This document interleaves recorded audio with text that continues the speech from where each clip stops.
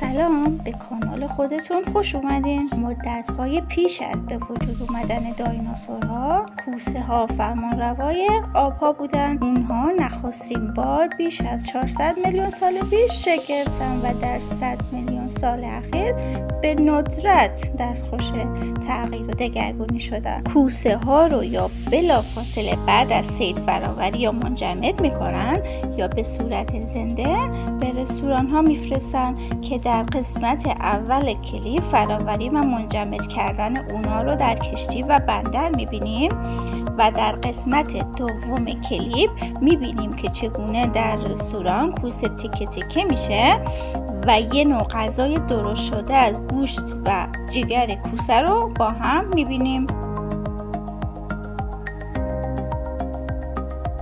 الان با هم کندن بالاها رو میبینیم.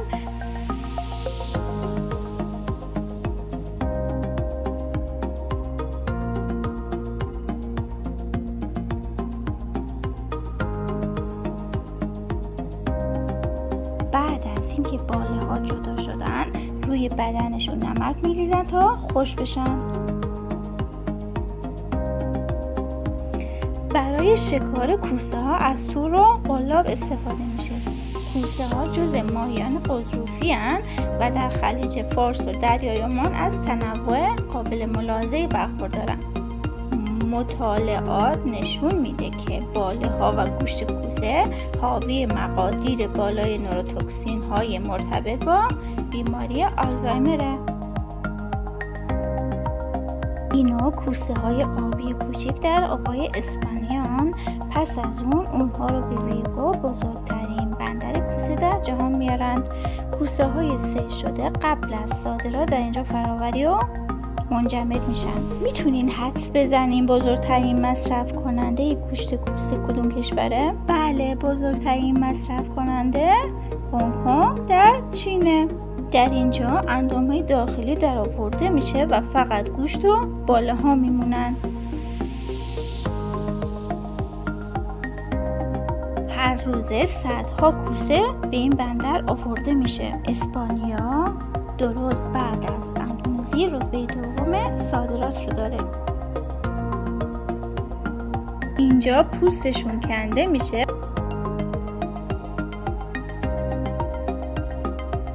امروزه ضایعات گوشت کوسه کمتر شده.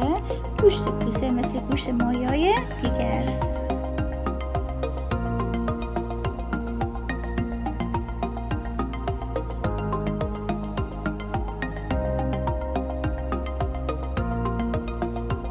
و در مرحله بعد هم در همون حالت منجمد قطعه قطعه و بسته بندی میشن و به نظر کاملا شبیه ماهی تون هستن.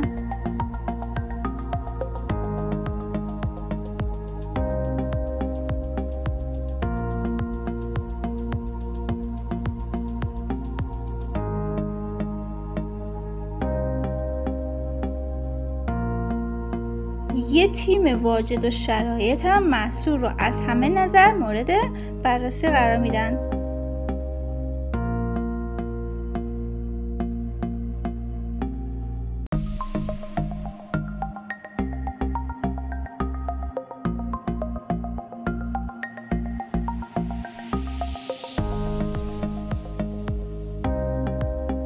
در نهایت بحث برانگیزترین محصول یعنی باله ها از قبل فراوری میشه و بلافاصله هم صادر میشن.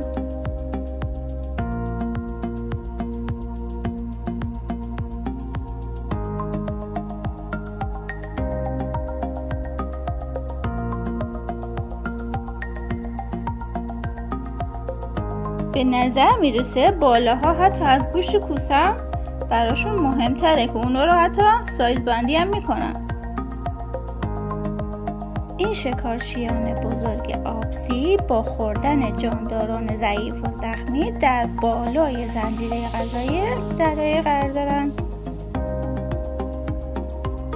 کوسه ها شکارچیان قاتل اقیانوسن، اما برای انسان ها اونا فقط ماهی های بزرگتری هن که به خاطر گوشت، پوست و مخصوصا استفاده از باله های اونا برای تهیه سوپ صید میشن. سوپ باله بسیار بحث برانگیزه. هر ساله حدود 80 میلیون کوسه صید میشه. برخی از اونا در معرض خطر انقراضن. کشورهایی که هیچ ممنوعیتی برای صید کوسه ندارن اندونزی، هند، اسپانیا و تایوانن. اغلب کوسه ها با انواع دیگر ماهی ها صید میشن، اما در کشورهایی که نام بردیم یعنی اندونزی، هند، اسپانیا و تایوان اونا به طور مستقیم صید میشن. همونطوری که قبلا هم گفتیم در این قسمت از کلیپ میخوایم با هم ببینیم که در رستوران کوسه زنده چطوری تیکه تیکه میشه و یه نوع غذای بسیار خوشمزه از گوشت و جگر کوسه درست میشه.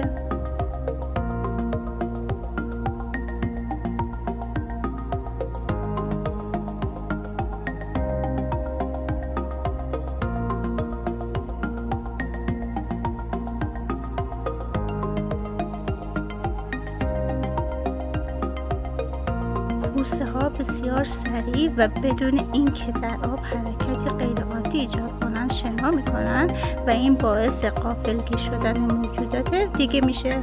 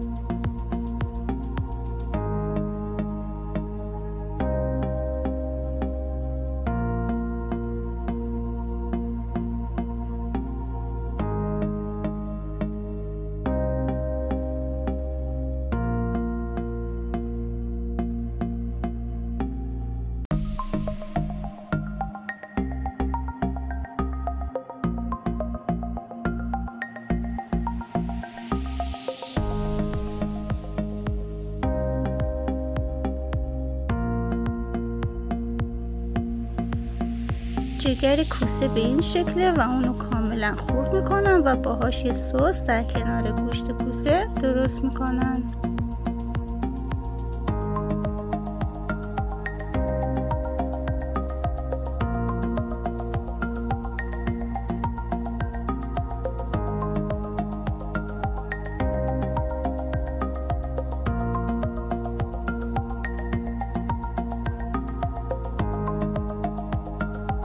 گوشت کوسه فواید زیادی داره، مثل درمان سرطان. خوردن پودر خضروف کوسه باعث کاهش تومورهای سرطانی مانند سرطان سینه، سرطان دهانه رحم و سرطان پانکراس میشه.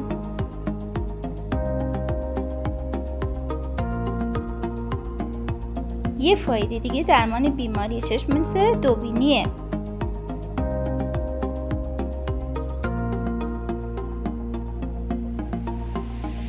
یه فایده دیگرش درمان مفاصله. گوشت کوسه حاوی گلوکوزامین و کندرویتینه که برای محافظت از مفاصل بسیار مهمه.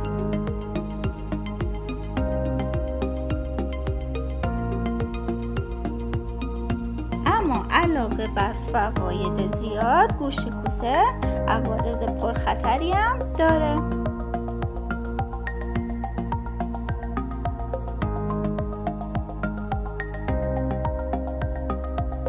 افرادی که گوشت کوسه مصرف میکنن باید بدونن که گوشت کوسه حاوی مواد سمی مثل جیوه و BMAA هستش که برای سلامتی مضر و باعث ابتلا به آلزایمر میشه.